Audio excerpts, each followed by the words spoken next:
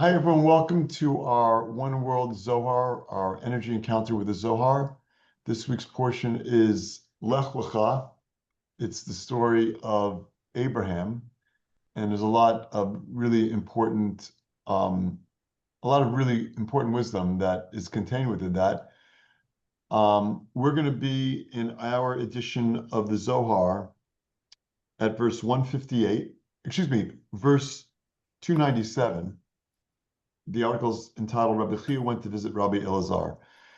And before we begin with that, let's invite in the Kabbalistic lineage of the Rav and Karen and Michael, Rabbi Shlag, Rabbi Brandwein, the Ria Kodesh, the Ramchal, Rabbi Tarfon, Rabbi Abraham Azulai, Rabbi Menachem Mendel of Vitebsk, Rabbi Kolona Mishpira Piasetzna, the Baal Shem Tov, Rabbi Shimon Bar Chai and all the students, Rabbi Mordechai of Chernobyl, one soul with Yosef Tzaddik, Joseph the Righteous in Shechem. Today is the anniversary of elevation of Rav Asher ben Yechiel, known as the Rosh, who was a huge righteous soul and Kabbalist. So we have his assistance also today. It's the 9th of Scorpio, the 9th of Mar Cheshvan, or as we refer to it as Ram Cheshvan. This is a month with a lot of potential for harsh energy, but we want to look at that harshness as an opportunity for elevation. Hence, the Mar, which means bitter, we reverse the letters, makes it Ram, elevation. Just a point of information, Saturday night, Sunday, is the anniversary of the elevation of Rachel, the matriarch, Jacob's wife. And so that's a huge opportunity, and you'll probably see information out there about that, huge opportunity to connect to the energy of Rachel Imenu, of Rachel the matriarch. As we connect to these verses, let's turn our attention to the upper realm, which we are connecting to through these holy verses, and ask for healing energy for everyone we know. So if you know them, just send them healing energy. Aaron ben Elisha, Elisha ben Christina, Abdias ben Antoinette, Mindel bat Chaya,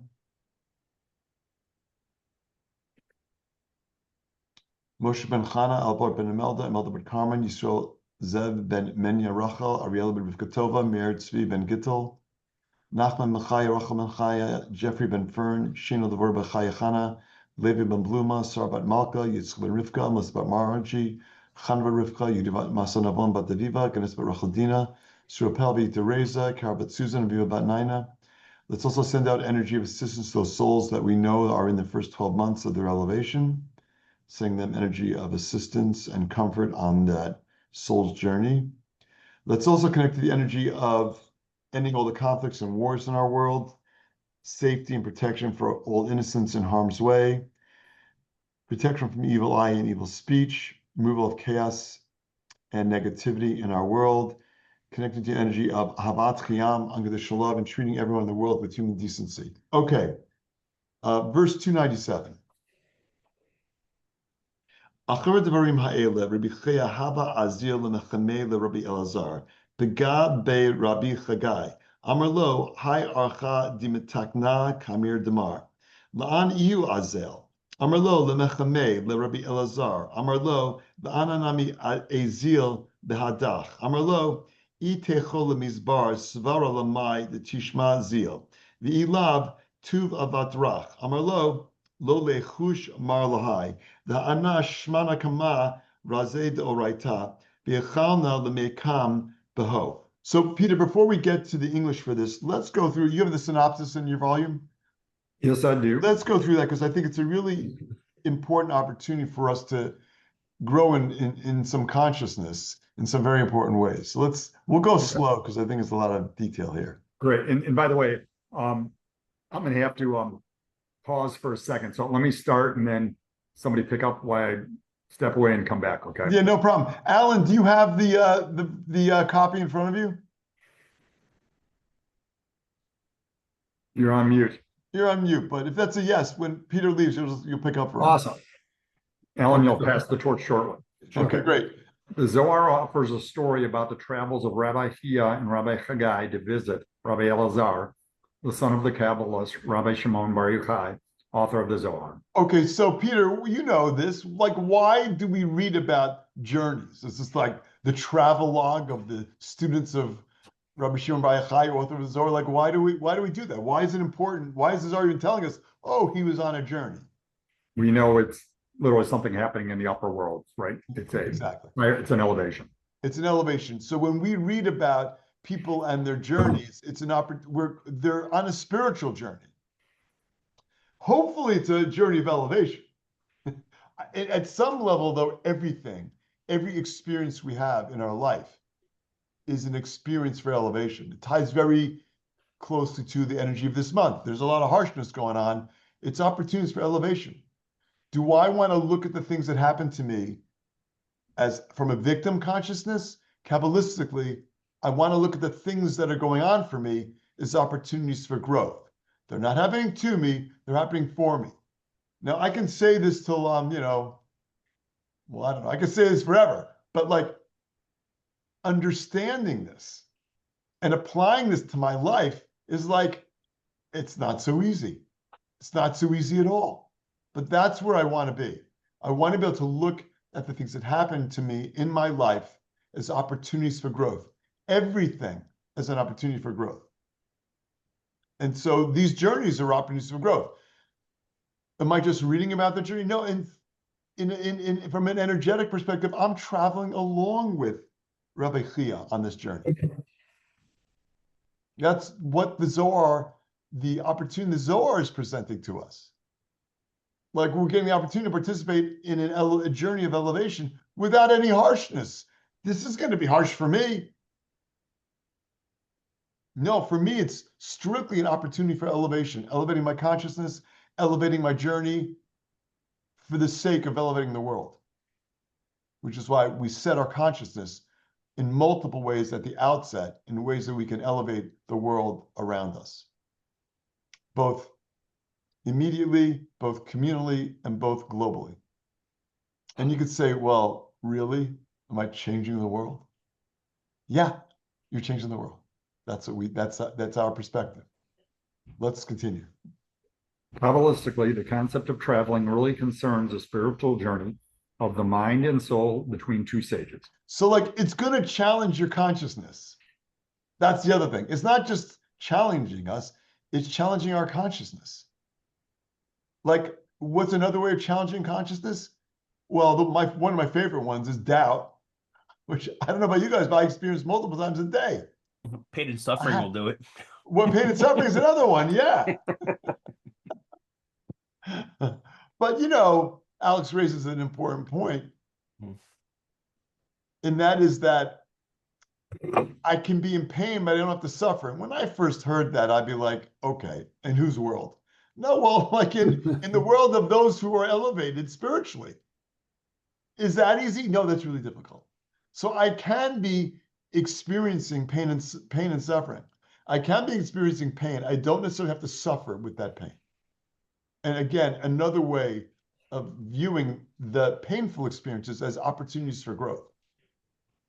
Let's continue. As the two mystics embark on their excursion, their discussion of various spiritual matters is intended to attract particular levels of energy into their lives and ultimately to raise them to the very spiritual levels they are discussing. Okay, so they're starting way ahead of us. These are two mystics, or they're already elevated. Are they done? You're never done. You're never done. It's just, if you're here, you're working. They're already at very high levels. They're still elevating in their consciousness. And so we're going to gain the benefit and the opportunity for us to gain in our consciousness. Alan, you see where Peter was? No, I don't have that. I have Brashida. Oh, I got it.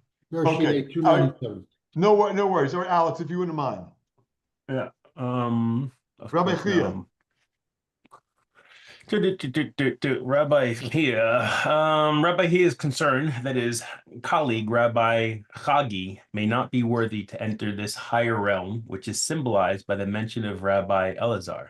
Okay, so, somebody, we could read this like a normal two guys getting together, going to work, where there's a third guy. That's the shot. That's a simple understanding. That's the simple narrative. It's never that simple in the Zohar. Never. So what we see is Rabbi Chia is with Rabbi Chagai, but Rabbi Chia is concerned. I'm going on a high level journey here. I don't really know if Rabbi Chagai is cut out for it, as we'll see when we get to the text. So, and again, how does that tie into my life? I mean, like, I'm on a journey. I run into some, hey, can I come along with you? Like, I don't know. How do I handle that? We'll see how they handle it. Let's continue. As they begin to approach Rabbi Elazar, who represents the next dimension, Rabbi Chia suddenly realizes that Rabbi Chagi is actually more worthy than himself. Yeah, by the way, it's Chagai. Chagai. Yeah, it's okay. So what an opportunity for his own personal growth to realize he was making assumptions that weren't true. And that's really important for us. We are working with mindsets, established mindsets. How they get established? I mean, I don't know. I learned it in school. A parent said something to me. A friend said something to me. I had some kind of experience. Like I create all my life experiences, create a set of assumptions and mindsets I make about how I view the world around me. They're not serving you or me. They're not serving us. And so we want to be open all the time to re-examining the assumptions we're making about people, places, things, and circumstances, and life in general. David, it's also worth noting that Rabbi Chia is so elevated himself. First he questioned, and then he acknowledges that this person is actually more elevated than himself. That may not be the case, but it shows humbleness, right? And 100% great point. It also shows a really important point about those on the spiritual path. Accountability, introspection, self-awareness, reading the room. So for us, and we're all challenged by that. Here's a hugely elevated soul, and he's challenged by that. We're all challenged by that. And so one of the benefits that we're getting among the numerous benefits from reading this section is an opportunity for appropriate self-reflection, for your ability to read the room, for your ability to get a sense for the energy that we're coming in contact with and what's appropriate and what's not. And what mindsets are serving me, what mindsets are not. And to be humble enough, to Peter's point, to like, all right, yeah, I was a misread on my part. Not, I'm just going to go along with what you said. No, I actually misread this situation. Powerful. Alex? When the two sages reach Rabbi Elazar's home, he does not immediately let them in. He wants to appraise their level of spiritual consciousness, and the sages therefore wait and sit in silence. Okay, so like they go to meet Rabbi Elazar and he just let them in right away. Wait, but Elazar knows Rabbi Chia. He's one of the 10 for the Ijur Rabbah. He knows he's an elevated guy. So what is going on? It's possible that Rabbi Elazar was having his own set of circumstances going on, and it may have been a very elevated process he was going through, and he couldn't be interrupted by that. They would come in, they wouldn't know what was going on. Possibly. We'll see. Go ahead. After a while, Rabbi Elazar gets up and enters his room. While in his quarters, he hears a voice telling him that the sages are ready and that he should reveal to them all the mysteries and the spiritual light they seek. Wait a second. He hears voices?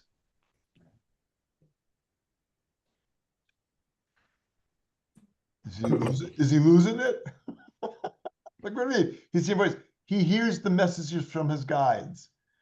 You are hearing messages from your guides all the time. We're all hearing messages, but we're tuning them out. And unless we tune them in, they're not going to waste their time. Right. So also tremendous opportunity for us to grow in our awareness and our consciousness and our desire to get assistance from our guides. Let's continue. A study session ensues, and suddenly a great fire encircles Rabbi Elazar. The sages then leave, realizing they are not yet ready to receive the full revelation of spiritual energy that occupies the next realm. Okay, so like, it has consequences. And so there's, we'll see when we read like exactly how the story played out. I have Alex, another small piece underneath that. yeah, read that, the relevance. So Yeah, the relevance. Here's the punchline.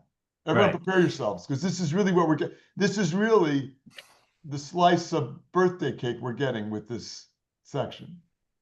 Each of us must prepare our David, own. wait, Yes. I'm sorry. The point about the fire we should mention, right? What's actually happening is he said they were ready to receive it. They were ready to receive up to a certain level. And then the fire right encircles them because it's saying like, hold on, that's as much as they can take on at this time. Is that a fair way to say that? Yeah, I think that's a fair way to say it.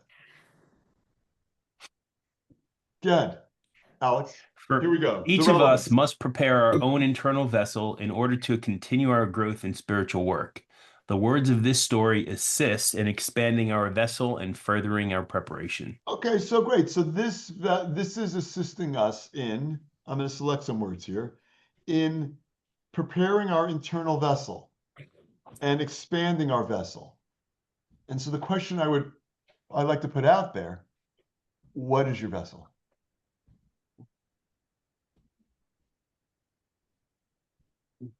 What is your vessel?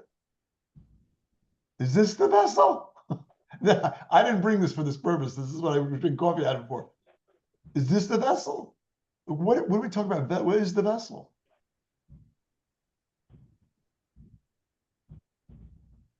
Okay. The vessel is your capacity. So like, I don't know, maybe this holds 12 ounces.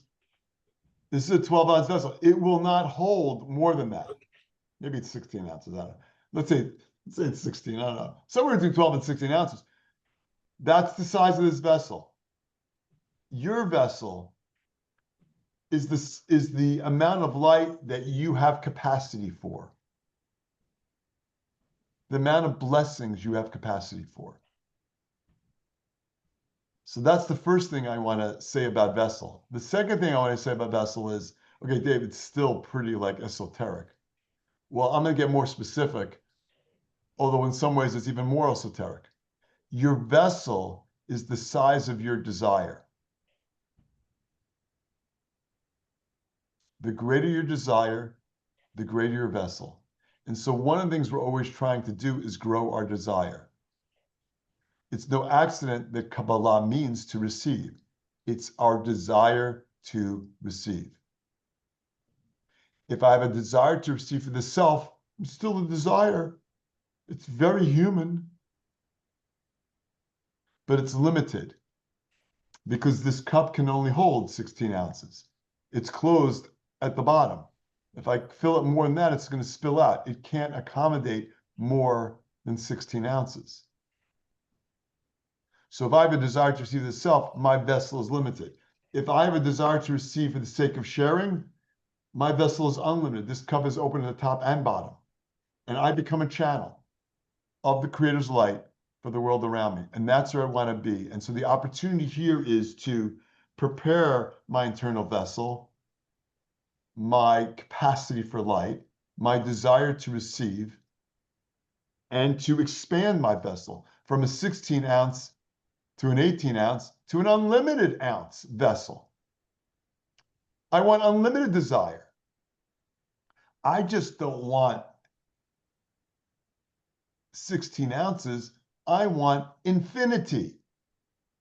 I want unlimited blessings for the world.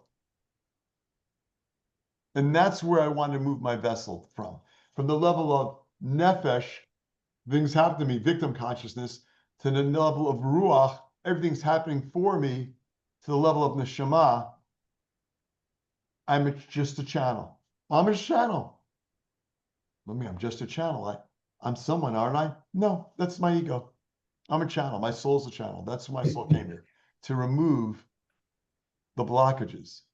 Eitan Yardeni shared in one of the Zohars that he did this week on Lecha. And if you get to onehouse.kabbalah.com, I suggest you look for it. He does 5 minutes a day. They're amazing. And he talked all about that that soul, that capacity. And it's like we want to be expanding our vessel to have unlimited capacity to channel blessings for the world. We think, actually, now I don't know if it was Eitan or not. I think it was actually, I posted, this is the one I posted actually to our group. It was part of the teaching that Michael Berg gave on Rosh Hashanah. Eitan also has great stuff, which I tuned into. But one of the excerpts I saw that I posted to our group was one of the messages that Michael Berg gave on Rosh Hashanah. We think we need to grow our vessel so we can channel more light. It's one way of looking at it. But what Michael was saying was, the light is spilling into our world all the time. Because of our limitations, we're blocking the light. We just have to remove the blockages. That's all we have to do. Well, where are they? Well, I got to grow in my consciousness to be able to do that. So growing my vessel in large part is accomplished by just removing my blockages. Okay. Peter, you want to read the English to 297? Did you read it? We did not. We only read the No, did you read synopsis. the Hebrew? Yes, I started off. Okay, I can't remember. Okay, yeah, here we That's go. okay. That's okay. There's a lot going on. All right. After these things, on his way to visit Rabbi Elazar, Rabbi Chia met Rabbi Chagai. He said to him, "This route which is set before you, sir, where does it lead to?" Okay, so Rabbi Elazar's Rabbi Chia is walking. He encounters Rabbi Chagai, a guy he knows. Rabbi Chagai says, "Hey, where you going, buddy?" Go ahead. He answered, "It leads to my visiting Rabbi Elazar." He said to him, "I shall go along with you." He So said, I just want to point out, it's somewhat presumptuous.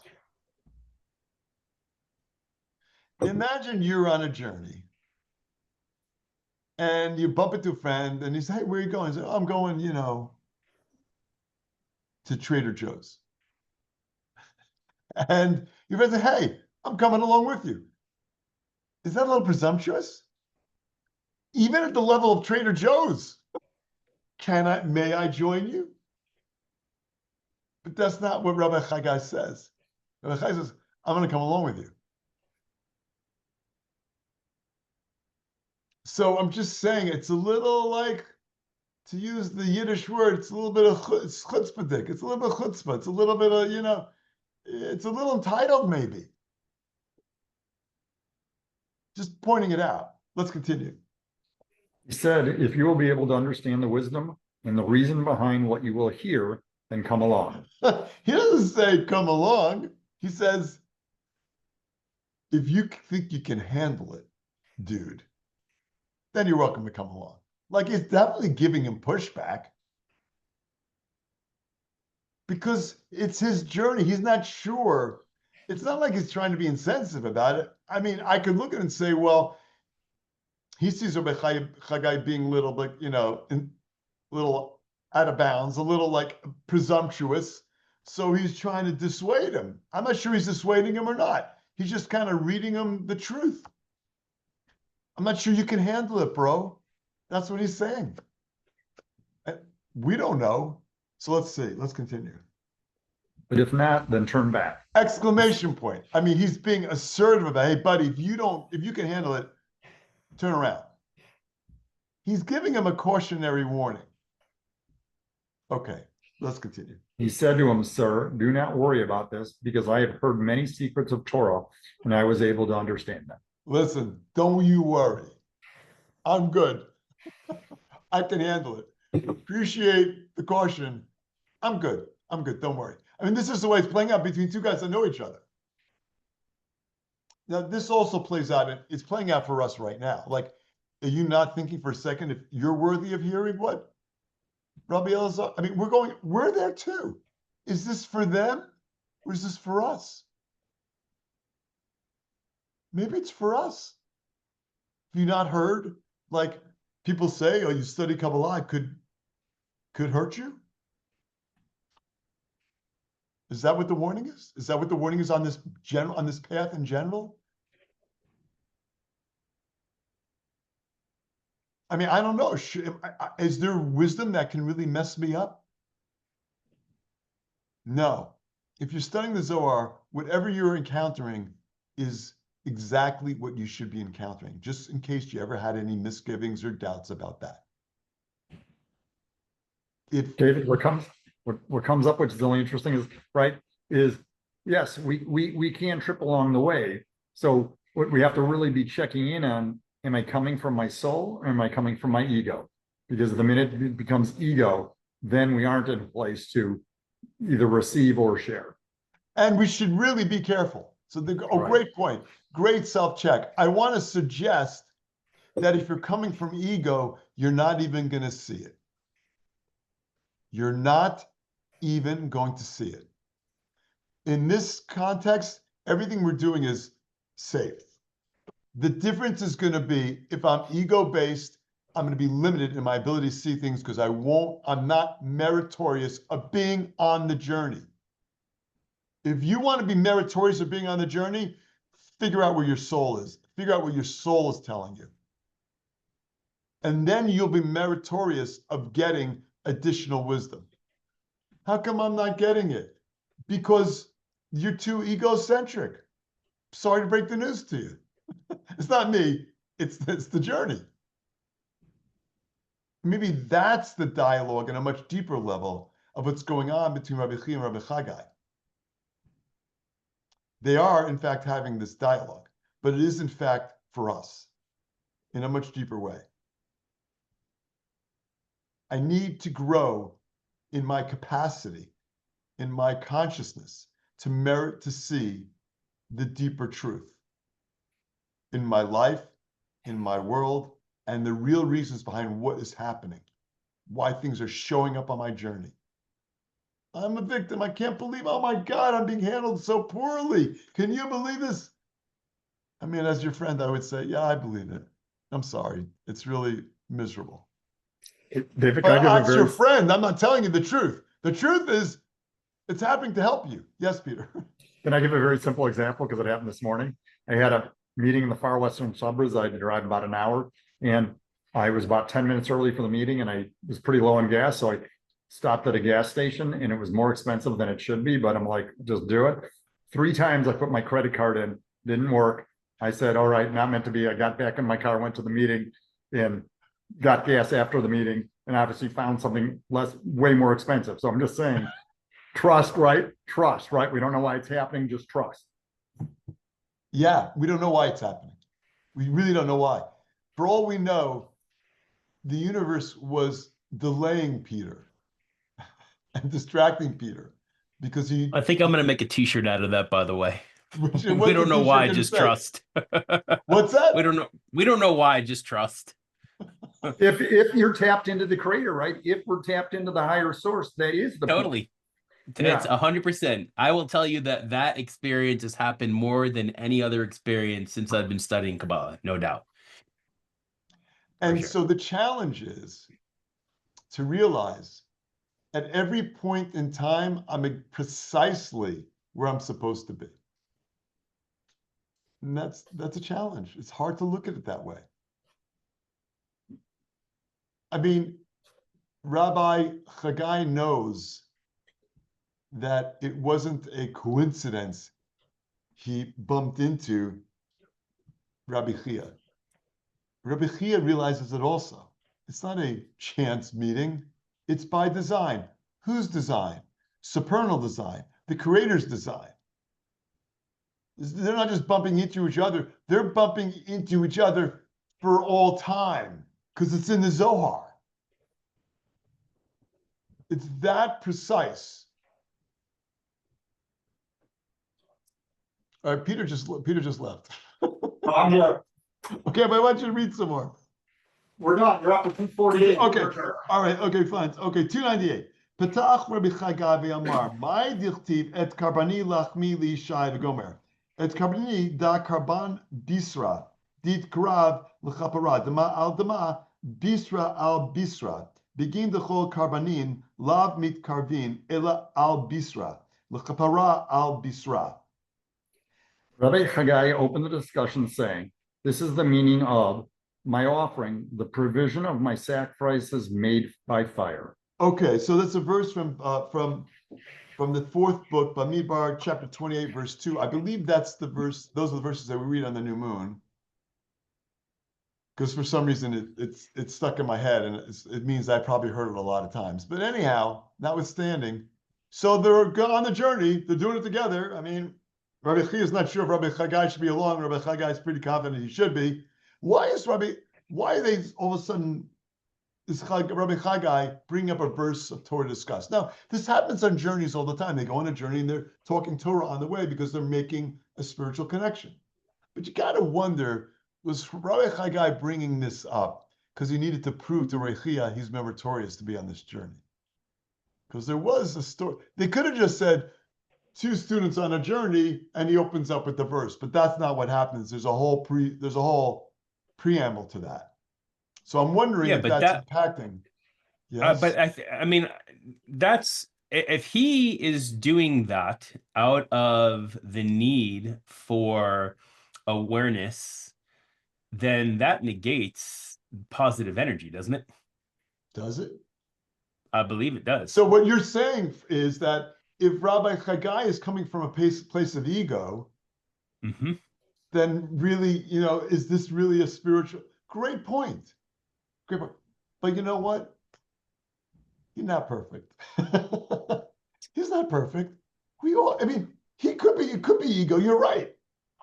Well, it'd be interesting because he just said in the passage just previous to that, he said, "Sir, do not worry about this because I've heard many secrets of Torah and I was able to understand them." Right. And here's one I want to share with you. I mean, maybe it's just a continuation. So we don't know. It's a great point. But understand, even Mother Teresa had work to do.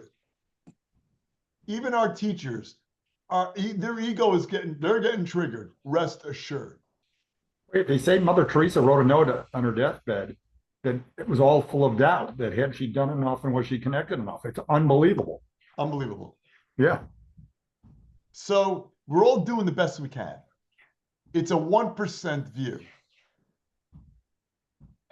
In other words, we're making decisions based on 1% information. Okay, let's continue. My offering refers to an offering of flesh, which is given for atonement, blood of the sacrifice for the blood of man, flesh of the sacrifice for the flesh of man. If all sacrifices are offered only for the flesh, that is to atone for the flesh. Okay, so back in the day when there was a holy temple, when you did something of a sinful nature, you would bring a sacrifice to remove the negativity.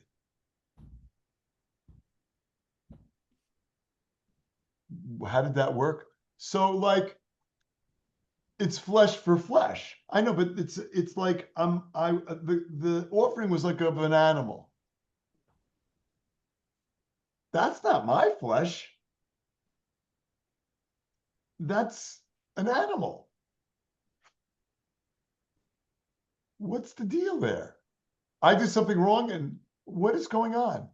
But understand, it's like the idea, the concept is I'm giving up something as an atonement. And Karen Berg was famous at saying, and our teachers say, we read atonement as at one-ment. It's creating unity. Because essentially what a sin isn't like whatever. I don't know what your concept is. What a sin is like it's creating a break between upper realm and lower realm. And the atonement, the at one-ment, is creating unity once again between upper realm and lower realm. So when we fall off the path, when we do something of a selfish nature, what we've done is disconnected from the light. Because it's about ego. So one way of recovering from that break from the light is to bring a sacrifice to create unity. But still, like, why? What's the deal with the animal? Let's continue. V'hachei shmana ibar nashchata v'himamad chatat dekuchabrichu amar adam ki yakriv yimkem karban v'gomer amai ele kuchabrichu avded ruach b'nei nasha v'ruach ha'behema v'afresh da min da v'gin kach ruach b'nei ha'adam ha'olahi l'mala v'ruach ha'behema v'gomer v'adai mitparash da min da. And I heard thus, if a man sinned, What is the sin of the animal that the Holy One, blessed be He, said, if any man of you bring an offering to Hashem of the cattle? Oh, wait, so here's the question. So the Zohar is answering the question. Rabbi Chagai is actually sharing it. If a man sinned and he's bringing the animal for his sacrifice, what did the animal do? What did the poor innocent animal do? Why is sacrifice? Hey, I did something wrong. You're going to pay the price. That doesn't make sense. Where's the equity in that? And that's what the Creator is saying. Makes no sense. Let's continue. And he replies, the Holy One, blessed be He, formed the spirit of men and the spirit of animals, and then separated them from each other. Because originally we were connected.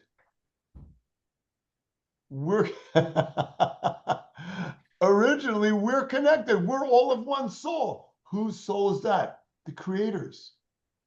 Wait, hold on. Pause. When we go back, I don't know if it was last week. It might have been the week before that. But we were talking about this idea on creation. It was the Creator coming to the animals and saying, hey, are we all good with man actually being the one who kind of rules the roost around here? We were just talking about this. No, that was a conversation with the angels, perhaps. Was it the angels? Yeah, I don't think that Is he conversation talking about happened with Noah? the animals. There were, Yeah, it was during Noah. Yeah. yeah. Then it's last week. I'm not sure we had that conversation. I'm not sure what that is. For sure, remember, like Adam went to visit the animals to see he could find a pal. He wasn't able to. So hence, he was split in two. So he'd have someone to help him. There was that. But I think the point is that what I want us to think about is we live in a world and where we see separation and division everywhere. And the truth is the deeper reality is we started united and we continue to be united. And so when I'm sacrificing an animal, it is part of me. I can't cut off my arm to satisfy a sin. That's not okay. But I can part with something in mind. So what I have to do is I have to go and I have to buy the animal that I'm going to sacrifice. I'm giving something up.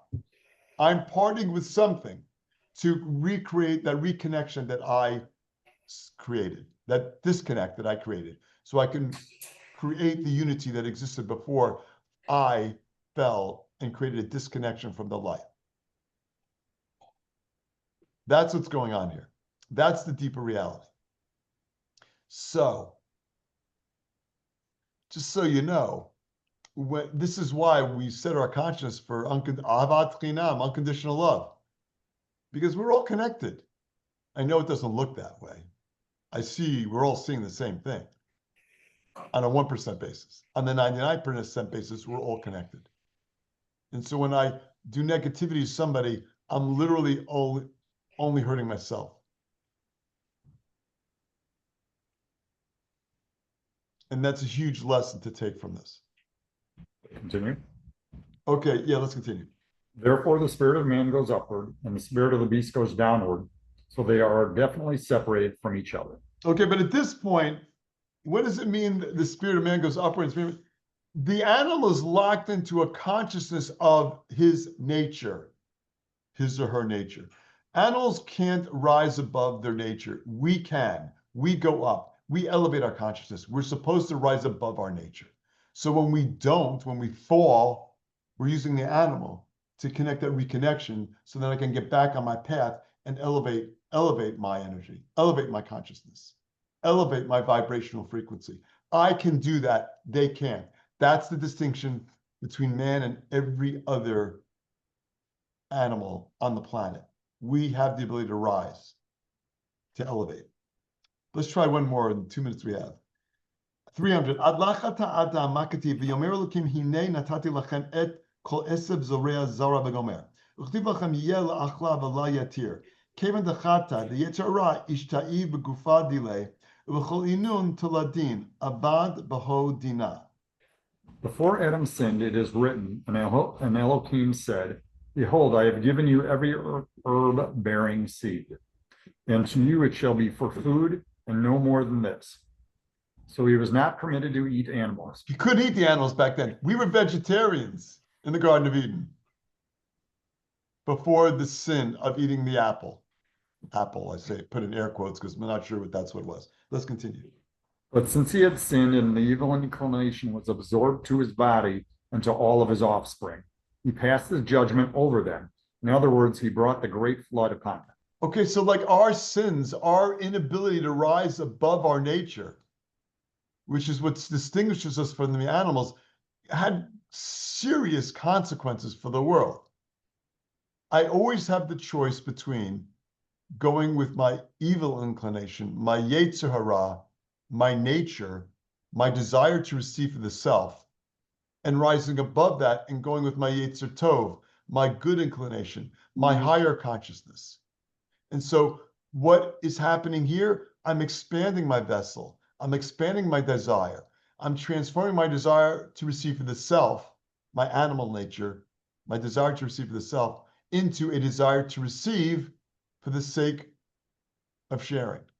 That's my higher consciousness. That's my elevated consciousness. That's my rising above my nature. Okay, we're out of time.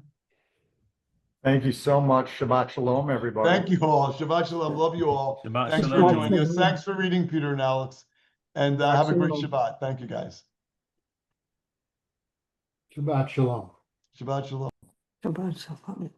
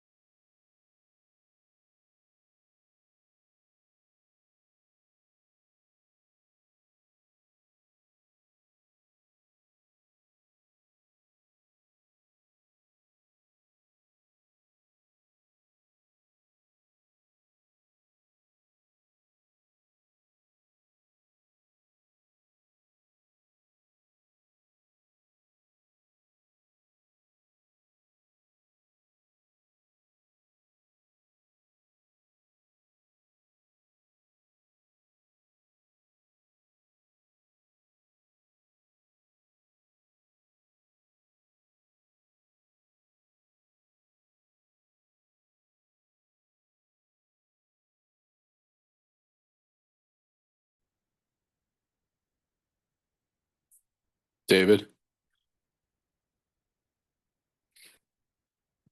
Good session. Shabbat shalom. What made you think I was still here? How's it going, buddy? It's always nice to see you. Thank you. Thank you. Likewise. Likewise. Everything going well? Yeah. Yeah. Okay, good. No complaints. We're in the realm of still within the realm of living the dream. Yeah, 100%. All right, buddy. Have a good Shabbos. Thank you. Shabbat shalom. Shabbat Shalom.